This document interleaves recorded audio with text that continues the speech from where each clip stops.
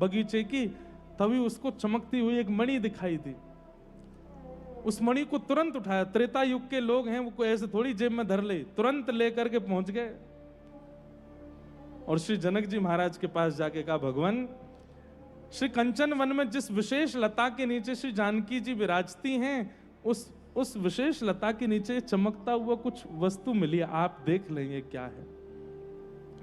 जनक जी महाराज ने जैसी दृष्टि डाली, वो तो जल संभूत मणि है। तुरंत लेकर के बोले, कहां से आई? बोले कि वहां थी, हमें लेके चलो।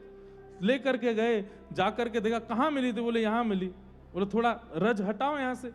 रज हटाई तो 2-4 और मिली।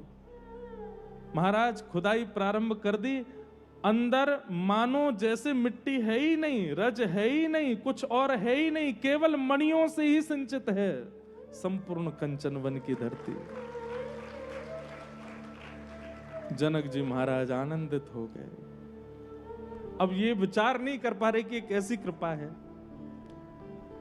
तुरंत लोगों को आज्ञा की है, जनकपुर में जितने हाथी हैं, जितने घोड़े हैं, जितने ऊंट हैं, सबको लगा दो, और जब तक मणियां निकलती जा रही हैं भर भर करके सब अयोध्या जी पहुंचाओ।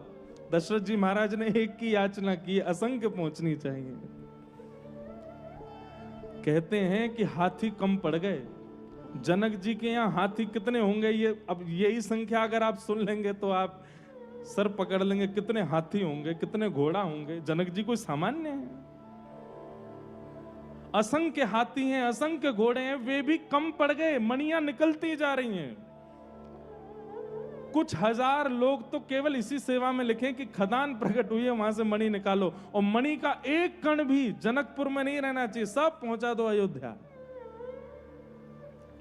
हाथियों में लद करके, घोड़ों पर लद करके, ऊंटों पर लद करके, बैलगाड़ियों में धर धर के सब जा रहे हैं। कहां तक कहें, विमानों को सेवा में लगा दिया। जिन विमानों में अन्न जल की सेवा जाती है जानकी जी के लिए, उनमें भी मणियों को रख रख के भिजवा रहे हैं। यहां ब्रह्म मुहूर्त का समय